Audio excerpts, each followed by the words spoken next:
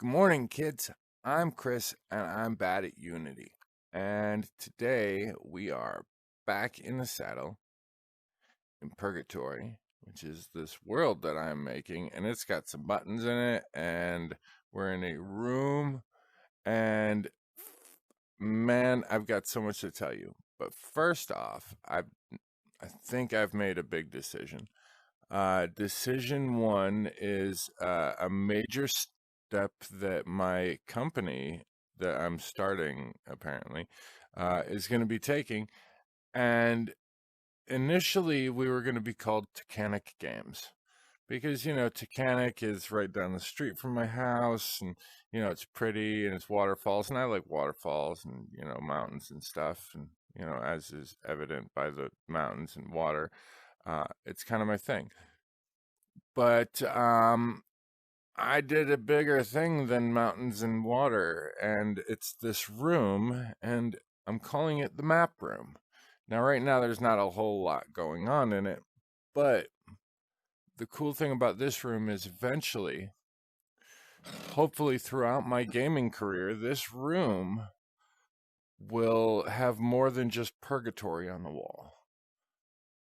I want there to be a bunch of games that all link from this room, map room. And so I'm thinking about having this game map room games. So what it is this room ends up being like a hub that you then open games from, kind of like Valve has Steam, and with Steam you can download games and install them on your system, and then you can launch the game from there. So this is kind of like Steam. The fog in here was not a reference to Steam. It was a happy accident, I assure you. But so with that big announcement out of the way, I want to say my coffee's still brewing in the other room over there. Not virtual room, in my actual kitchen, which is over there for me. Which means I haven't had any coffee yet. So I'm officially still dumb. I've been awake for about 10 minutes, and I was like, man, I don't have a whole lot of time this morning, so I'm going to get right to it. So I knew I wasn't going to have a whole lot of time this morning, and so I set some things up ahead of time. Because, man, I hate dealing with things. So, without further ado, let's get some stuff. So, I'm going to start out with this here katana, and I'm going to put that right there. And I'm going to grab this machine gun and one of these.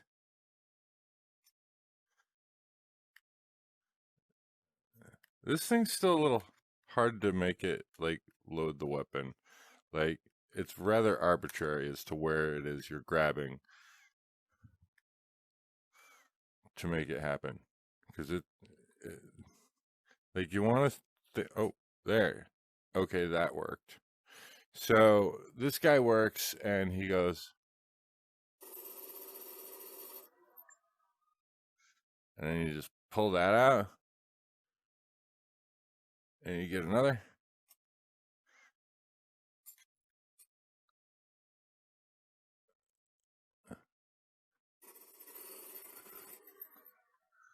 Like, this thing is great. But I don't want to use all the ammo up. So, I'll put that. Oh, did I put the katana on that side? No, it's just not gonna. Alright, attached to my shoulder. Then we got this here shotgun. The shotgun's pretty cool, if I can make it work.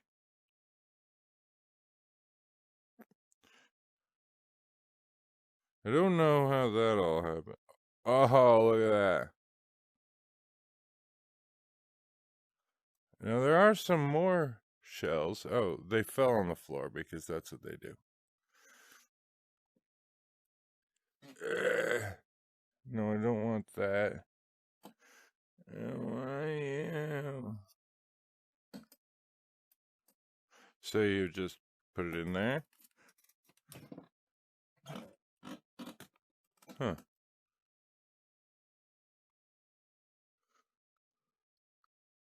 It's very hard to know what you're pointing at to pick up small objects.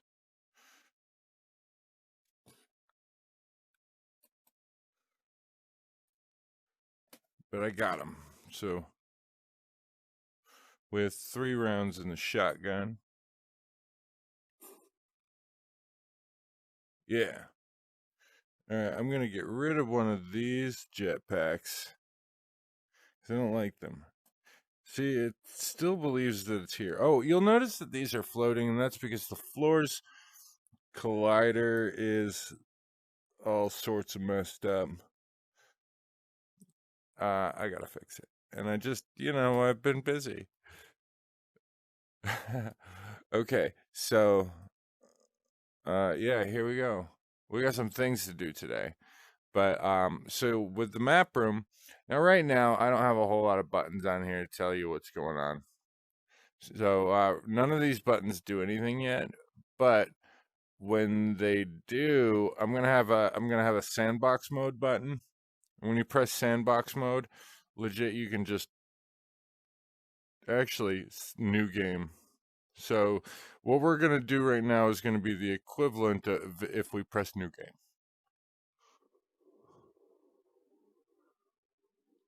Now there's not a lot out here yet. And what is here is still mainly pretty broken. I got a lot of stuff with me.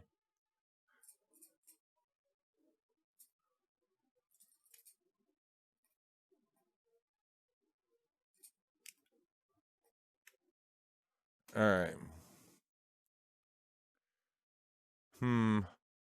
We're gonna go in here. I'm gonna set this jetpack right here because I want to show you that he's not real. Oh, my ammo fell out.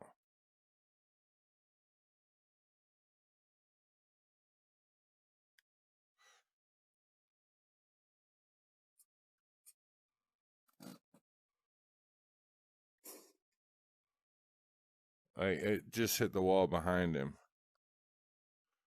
because he's not real.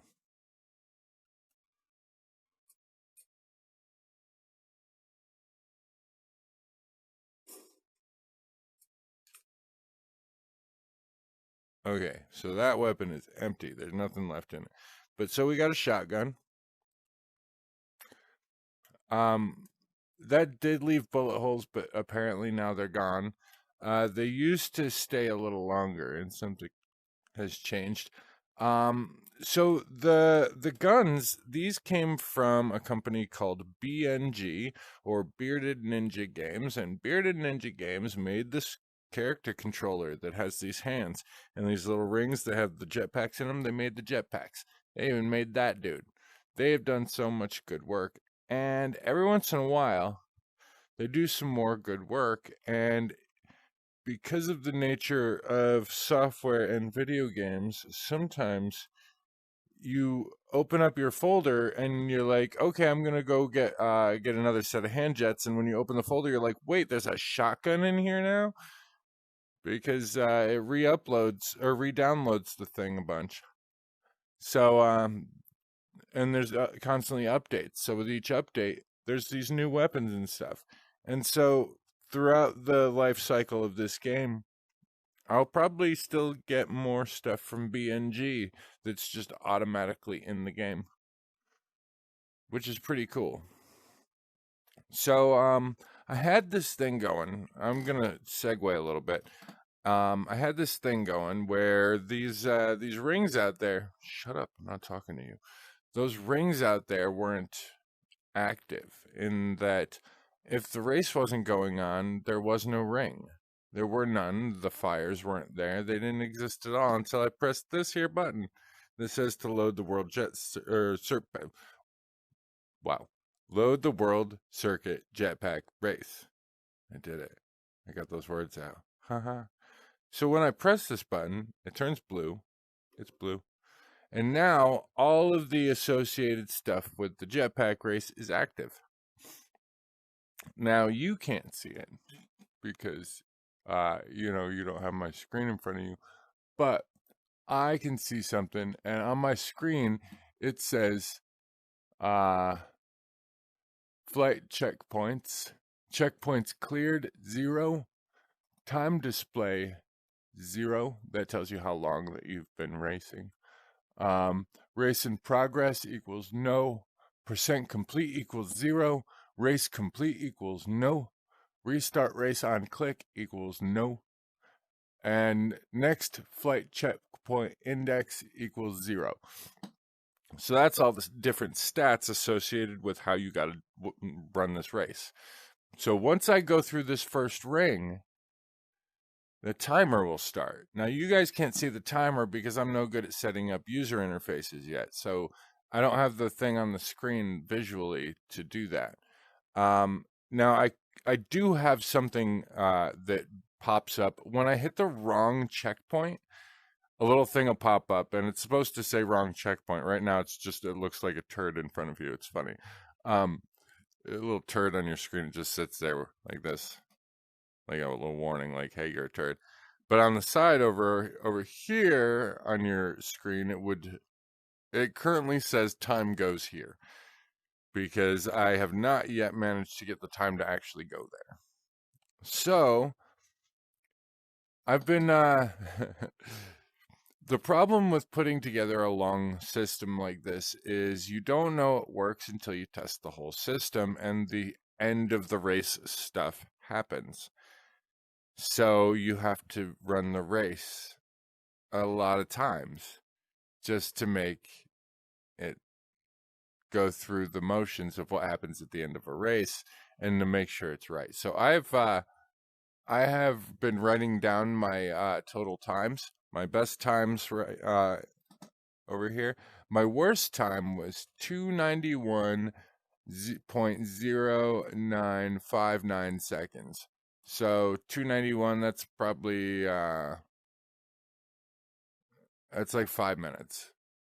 5 something. My best time is 249.5211, and that is 4 minutes and 9 seconds. So I can do this race from beginning to end in 4 minutes and 9 seconds. Now, I'll probably have to pull out my calculator to do the math because it just counts seconds. It doesn't break it down into minutes and seconds. So that's why my best time is 2:49 instead of 4 minutes and 9 seconds. So without further ado, oh, hold up. There's another thing that happens. You see that fire? Sorry, I have some more ado. I have some further ado. That fire, when I go through this ring, that ring declares itself checked. And it declares itself cleared.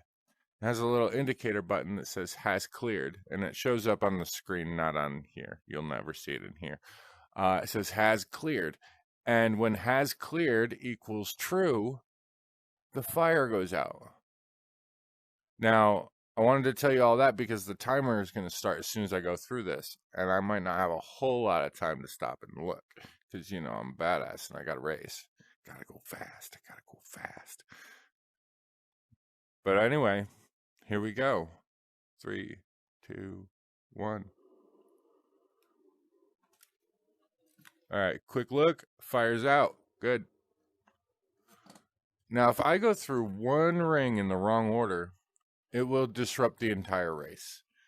I have a reset race on click thing that, you know, I can actually like click a button on my computer and the race, most of the components of the race are properly restarting. The thing is that these are C# codes. These are scripts, and scripts have a function that is called in the very beginning when you first load the game, and it's called start. And the problem with start is it only gets called once. You probably wondered why you had a start button on your controller for Nintendo, and why Windows has a start button. It seems like it's like, what am I starting? Well, I know now. It is what we call the start class, or no, the start method. That's what it is. It's also known as a function, but it's the very first frame of a video game or a piece of software, or your anything. The very first frame where everything's happening and you're live is start. And on start, a lot of things happen. Usually on some scripts, nothing happens on start. Some of them, start is completely even removed from the script. I have a couple of them that are like that, and they're very, very strange things. But I don't know why I was talking about that. Sorry, my brain is barely here. I've been awake for no time at all, and I'm not gonna beat my best time. I can already tell. Although I haven't run into a lot of stuff, I definitely have not been using the boost. Because it turns out when I've been playing this for several hours at 9 o'clock at night, I'm a little better at this. And in the morning, these rings seem like they're really coming right at me. About a month ago, I actually changed the speed on the jetpacks. And I almost doubled their speed. And the night that I did it, I was racing around with them and it felt fine. Like, I was like, this isn't a problem. I'm actually pretty good like this. And so the next morning I went and tried it again and I couldn't function at all. And I think it's because in the morning I'm stupid. My brain doesn't work. So I could not possibly get a high score first thing in the morning on this. But if it's at night and I've been playing for a while, I've got the rhythm down, doing really well, Right now is not that time. So yeah, I'm not terribly good at this, but I do have the high score. Not that it's counting high score. That's something that I'm working on right now, actually. The whole reason I've been working so hard on things in the last couple days is because I wanted to have a main menu screen in the game. And so I started thinking, well, what does a main menu screen have to have? And, you saw it. It's got new game and saved game, and it's got a bunch of stuff. It's got settings and, preferences and how to change things. It's got a lot of stuff in there. But the thing about menus is all that stuff in there links back to other stuff. Like saved game doesn't just link back to a saved game, it links back to a bunch of stuff that was savable. Or a bunch of stuff that had savable data. And right now, I don't have any savable data. So I was like, well, I could make the race savable. I could make it so that it saves what time you got. And, speaking of what time you got, I have completed the race. The percent complete. I did the math a little weird for percent complete. So the way I have it is race is complete if the player has gone through more than 100% of the rings. So I broke it down so that when all the rings are added up, it would equal to just over 100%. So 226 rings, actually it only counts 225. I don't know why. I think it's because the first ring is the 0 ring, and so 226 of them counting 0 would be 226. The last one would be number 225. It's very confusing. But it's not at the same time. So right now, my percent complete is 100.1249. And it says on my screen, race complete, which is fantastic. But 291.49 or 4192 was my time. 291. That is awful. In fact, that's among my worst times ever. That is, out of all the times I've written down, that's the worst one. My next worst time was, oh no, I have a 295 in there. I have a list of 7 times that I got. The worst was 295. I got a 249. Like, this is a great race. Like, your scores are all over the place, even when you think you're doing good. Although it could be an indication that my game isn't working right. It's hard to tell. Okay, so the race is complete, and all of the code for that has finished. I remember why I was talking about start. So I have a button on my screen right now, and I want to make it a button on the player's UI that restarts the race. But you know what you don't have on your controller on Nintendo? You have a start button, but you don't have a restart button. It turns out that once a code is running, it's running until there's not a partition between the game and the individual codes within it. They are one and the same, and you can't terminate one without terminating the other because they're like a gear system. If you remove a gear, the whole thing stops working. So I can't remove this script to reset it. So restarting the race doesn't work with that script attached. So the only thing that I could do is to instantiate a new race within the code, within the existing code. And I've started to work on that, but it's the ring race, this jetpack race is actually 3 different codes. 3 different scripts are powering this. The first one is called Flight Checkpoint, and that's the script that's attached to each individual ring. Every ring got one. They all do their thing. And they tell you when the player has gone through the collider that triggers the ring, that triggers the checkpoint. It makes the fire go away. The fire is part of that script. So though that is one script. The second is the parent object called Flight Checkpoints. Well, the parent object is just a folder that contains all the flight checkpoints, and that sits in another flight checkpoint, and on my screen it's called the World Circuit Jetpack Race. And World Circuit Jetpack Race has a component in its inspector called Flight Checkpoints. And that basically goes through all of these rings, and it decides which is the next one you're supposed to hit based on their order in a list. So it creates a list. And then it says, oh, hey, the next checkpoint in the list is this one. And so it actually has that as one of the things that I read off to you that was listed on my screen, next checkpoint in list. And it'll tell you what number it is.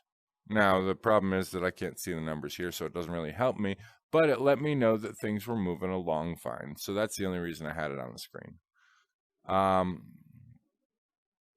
Okay, so getting back, the third script associated with the jetpack race is the button in the cottage.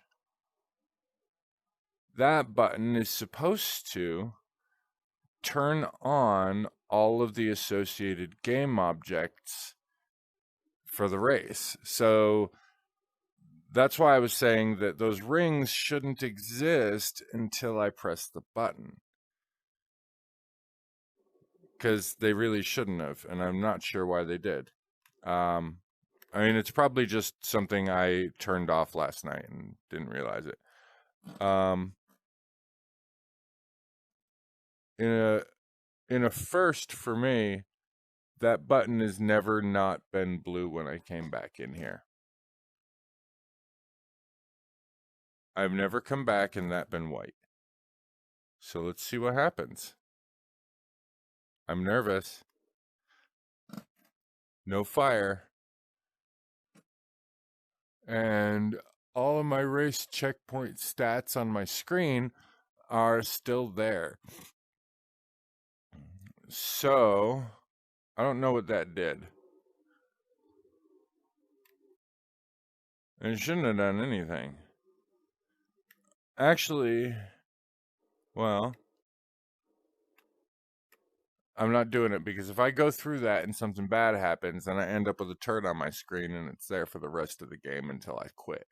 And I'm not going to do that to you guys. You don't need to see the turd on my screen.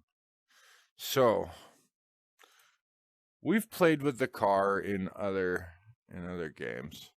There's not a whole lot of fun to be had with that right now. So, there is something that I did. Oh, we have a new place. But before we go in, okay, so this new place is really screwed up right now. And it's because when you get all the way inside, there isn't a floor. And it's because I thought the floor was glitching things out. Turns out my son was signed into the computer on another thing and it was causing frame rate drops. And I thought it was a bunch of stuff. So I started going through here with a slash and burn mentality. And I was just like, get rid of everything that's causing the glitches.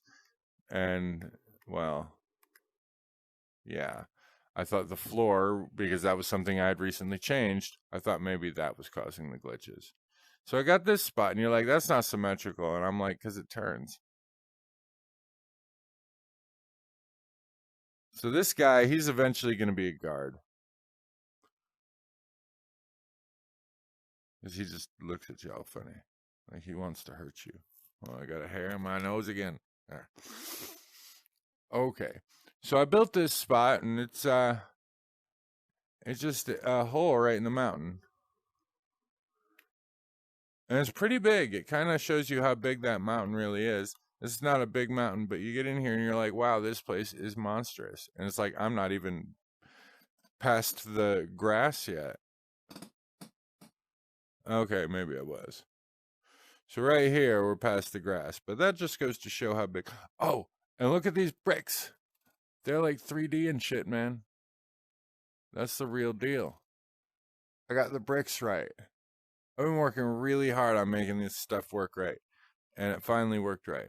These bricks are good. Yeah, that took effort. Let's see what they look like on the corner. They still have a weird overlap because of the 3D. Yeah. I'm probably gonna have to put a corner on that. Like, just another object to cover that. Yeah, that'll be fine, because otherwise that's gonna look weird. So I've only been over here once, really. And there's water in here. And you know what this is? This is a big, broad well. Yep, I did it. My villain character, his name is Broadwell, and he has a broad well. I'll probably get rid of this because that's a terrible joke. But people get thrown in here. And it's like, what do? There's nowhere to go. Oh, hey, I gotta fix that. What is this? Well, that just gave away all the secrets. Why is that like that? Oh, I know why. Because I had to cut a hole in the brick wall. Which, look at those tiny little bricks. I gotta fix that. Those are too little. That red brick is just too little. They're so cute. Yeah, I gotta fix that. But yeah, you go down here, and there's the falling. Now, you would fall forever if you were not. Oh, okay. You can still punch through the terrain from the bottom. So we're gonna go back in, and if we're facing the right way, there's another door. There. So that's nowhere. There's nothing down there, and there's supposed to be a floor. And that floor would allow you to then walk out here. And there's supposed to be floor out here too. There currently is not. And there was a fire pit over there, and it was a hole. Oh, there's a fire pit up there. Because you can see through the terrain. It's weird that you can see through the terrain. The fire looks really good, actually. I ain't even upset about that. So, this is something I'm probably going to have to fix. Because I did not mean for this little location to be here at all.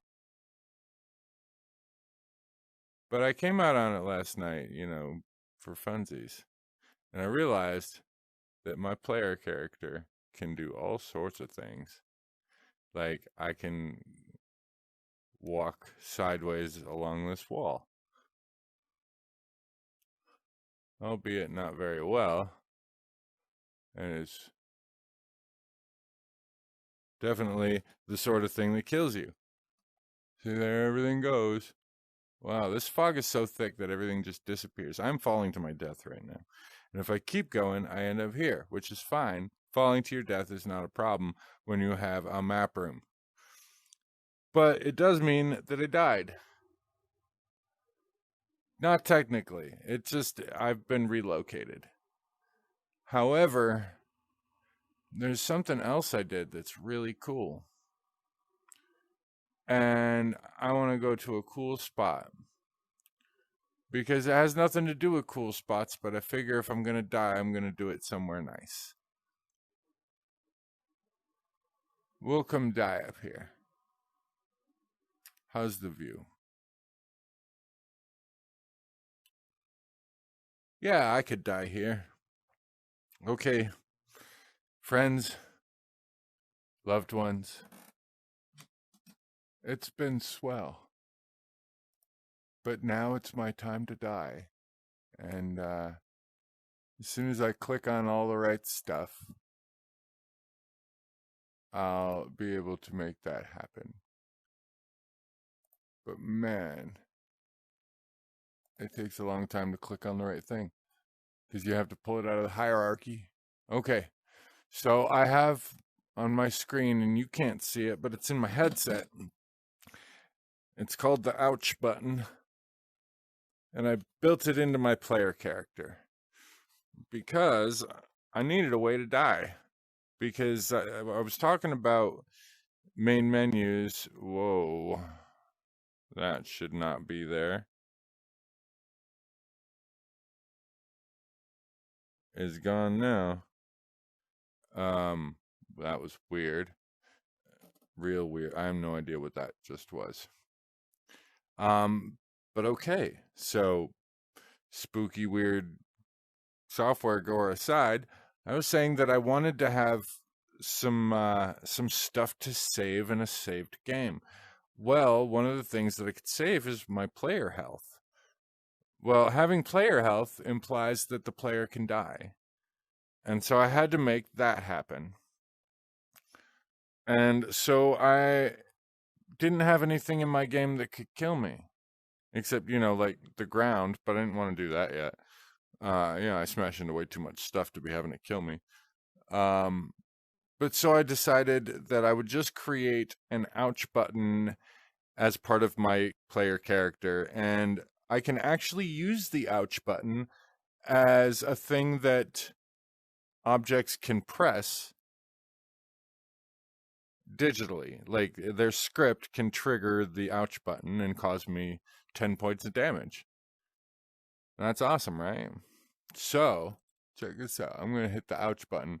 I have my current health is 100 and my max health is 100.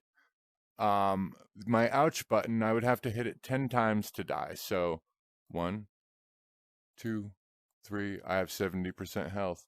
4, 5, 6, 7, 8, 9. If I click one more time, guys, this is it. It's been a lot of fun. I'm gonna miss all of you. I mean, I won't because I'll be dead. And now I'm dead. And dead people show up in Purgatory map room. It's a full circle. And so you're back here, and once you have died, you could like load a save game or go back to a new game, or you could just, fly up and go back into the game. Now, eventually you won't be able to just fly up from there. Well, no, flying up will just bring you into whatever world is already loaded.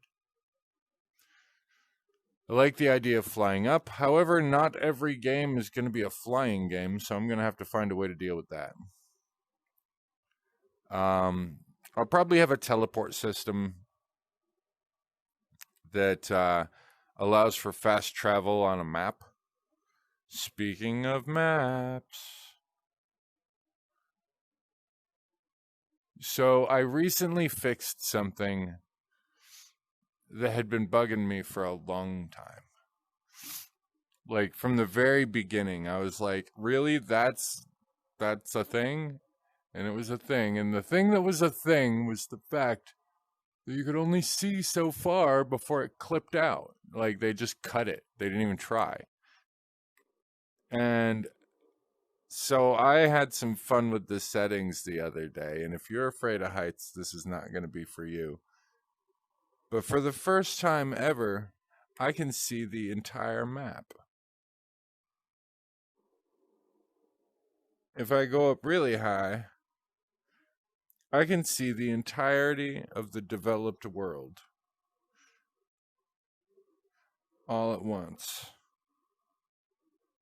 But you gotta go really high because it's actually pretty big. Now, I've got a lot of work to do still. There's a lot of things in here that don't have stuff. There's a lot of stuff in here that doesn't have things. So now I'm just falling, and slowly at that, because falling is slow in this. Much slower than the jetpacks. The jetpacks accelerate. Your falling speed gets where it's going, and it stays there. So I think next I'm going to bring you over there. That's the spot where I wanted to put the driving range. Right there's where our ring race ends. And over here is where it starts. It starts right there and then works its way up and around and through there and then around here and down through there and then up that way and over and around and boom. That's the ring race. Oh, we're still falling, yeah. But I got some other paths that go up there, and I got some trails over here that I didn't have a racetrack on. And I've got some driving roads over there. And I've got a lot of other terrain left. Like, this is undiscovered country. I haven't done anything with it yet. And I'm really looking forward to it. See what comes out of that. Although... Okay, so one of the things that I've been thinking of is jetpack racing is going to take up a lot of space. And it's got some frame rate issues and, the snow looks nice.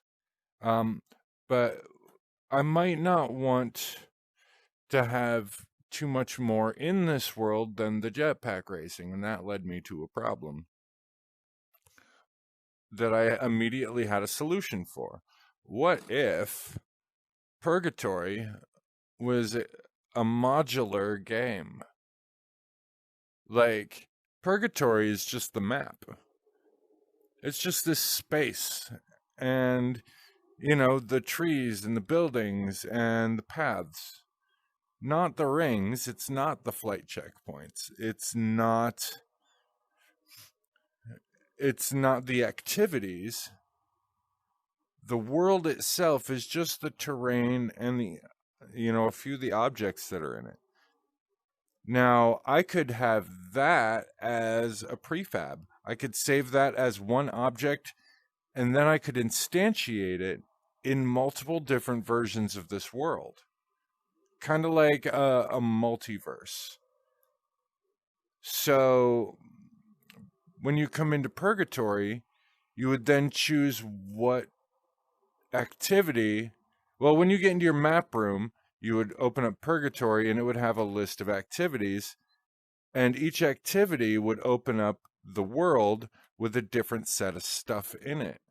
So if you clicked on the World Circuit Jetpack Race, level of Unity, it would load the whole world with the rings in it. If you did one where you wanted to have combat and you're like, I want to go fight monsters, it would load up one where you're fighting monsters. And the ring race wouldn't be here. Now, all of your player stats would all still be the same from one activity to the next. You're still the same player. You still have the same map room. It's still the same Purgatory. But because Purgatory is digital, it can be whatever it needs to be whenever it needs to be it. And so then I don't have to worry about, the stuff for the car causing frame rate drops for stuff with the jetpack. I don't have to worry about one activity having so much stuff that it bogs down all the other activities. So this way I don't have to render literally every concept that I come up with over the next 2 years. I don't have to render it all in one frame. I can have 5 different places or 5 different worlds of Purgatory, depending on what you want to accomplish.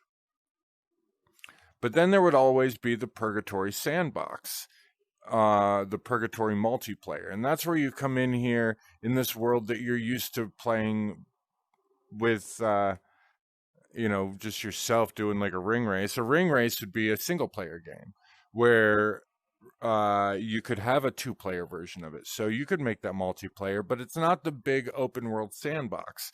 The big open world sandbox is going to be its own thing, and that's going to have lots of people able to be in it. It's not going to be just you in here.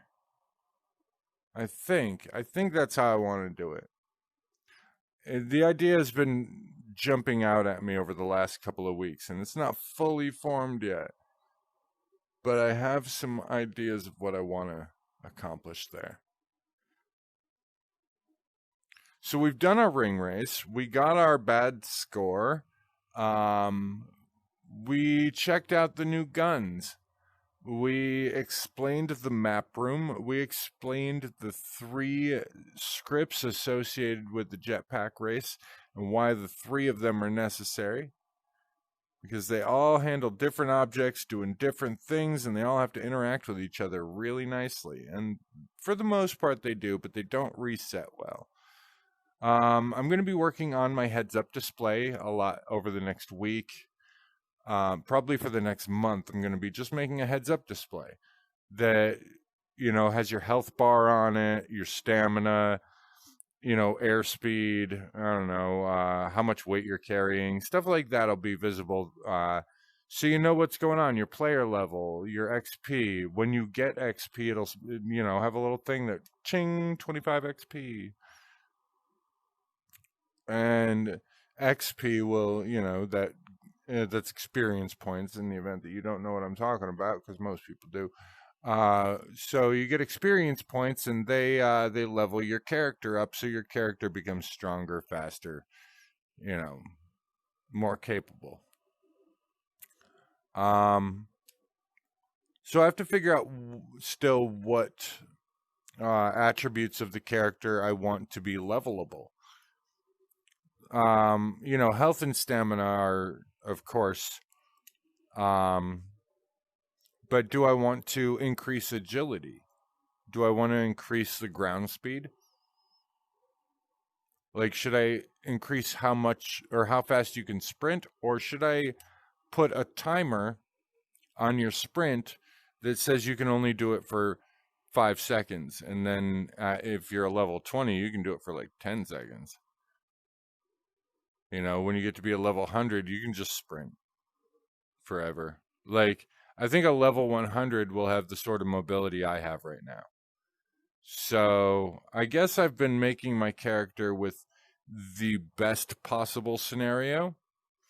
And so with leveling introduced, I can kind of, just have cut fractions off of the abilities of this current player character.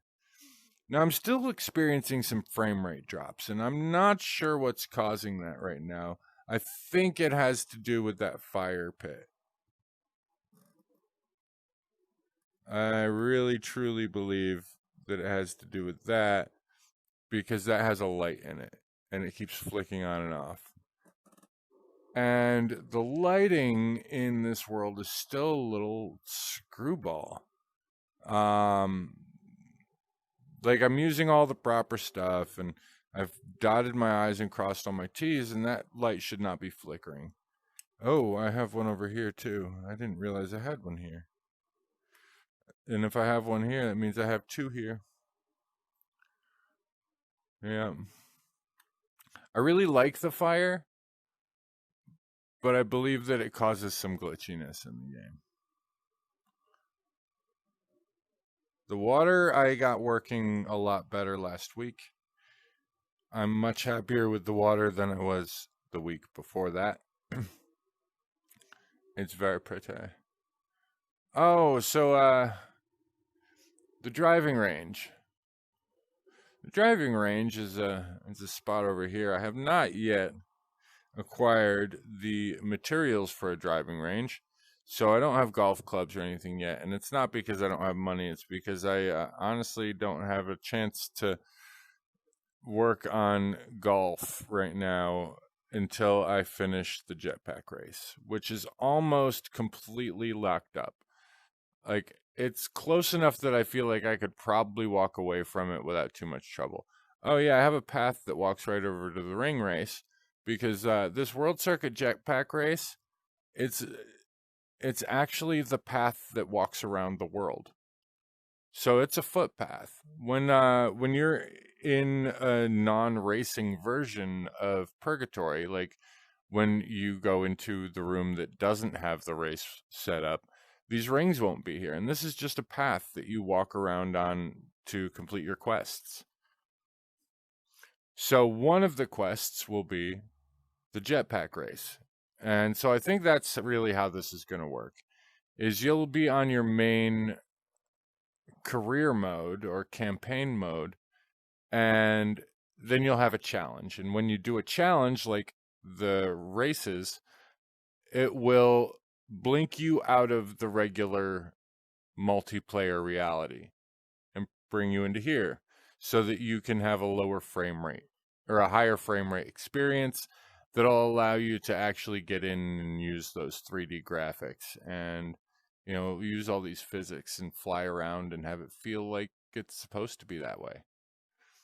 So I've got this path, and it takes me up to the, I haven't done much with this path since I built it. Oh, I almost fell off.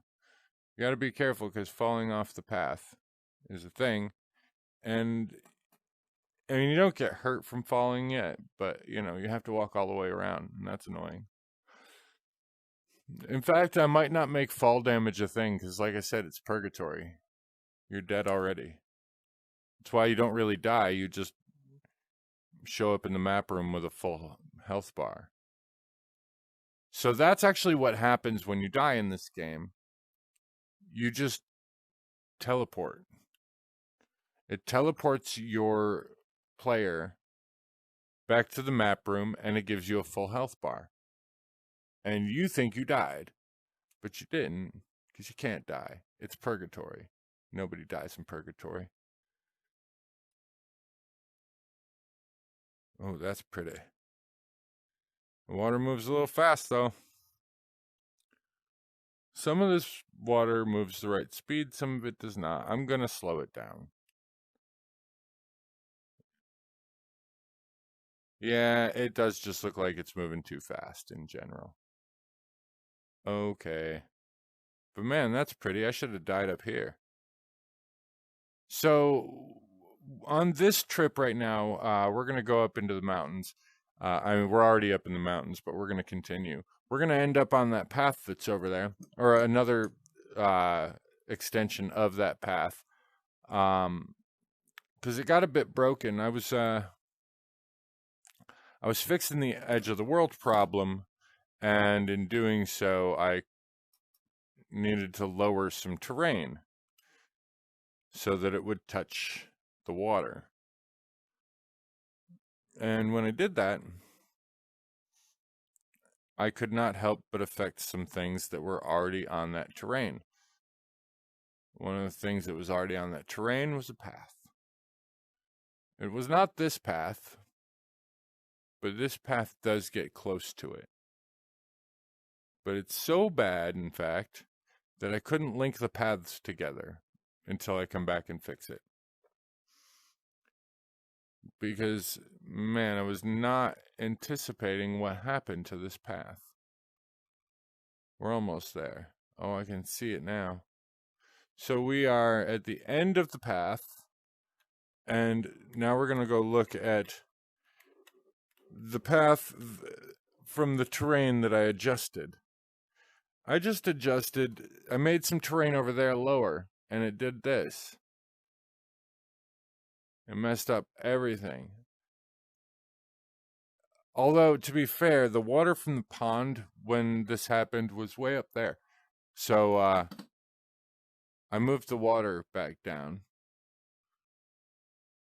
And this is currently still walkable for, a level 100 character, but a level 5 character might not be able to walk up this.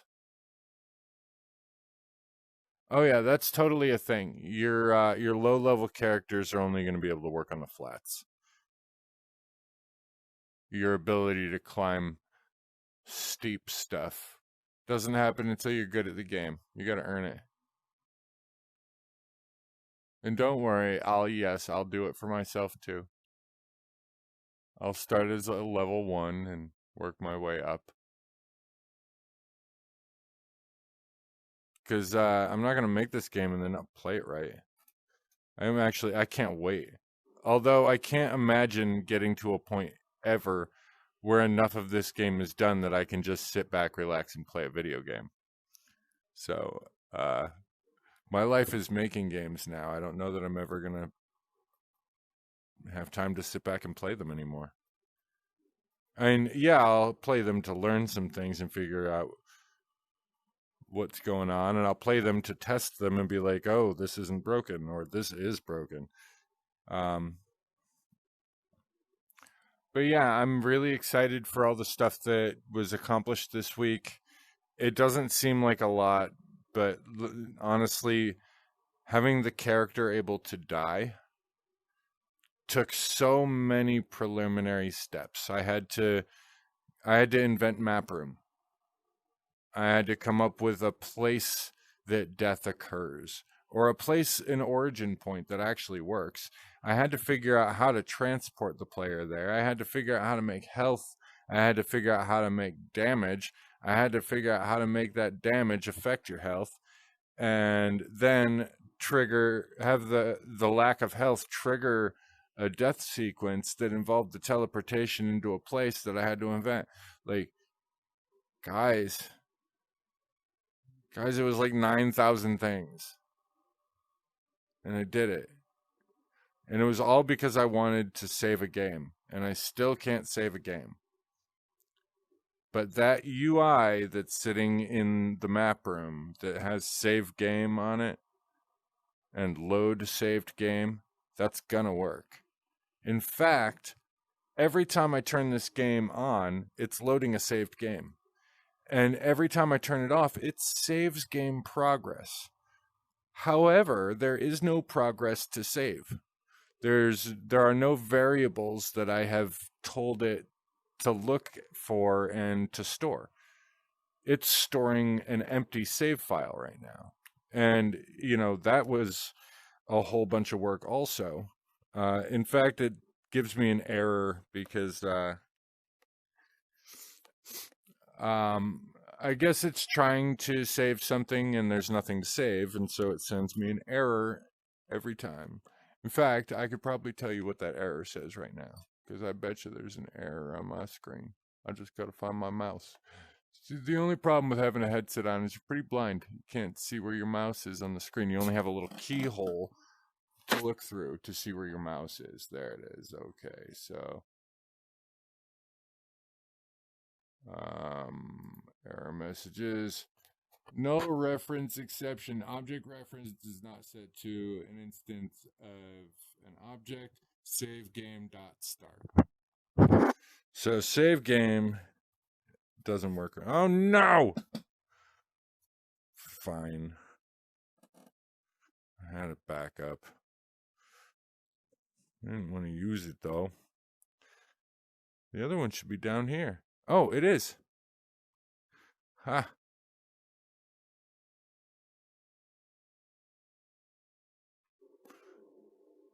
You never get them back. It is so hard to get these back if you drop them. But yeah, my game has a lot of places that I never go to anymore, because I finished them. It was like, I only hung out in a spot long enough to complete making it.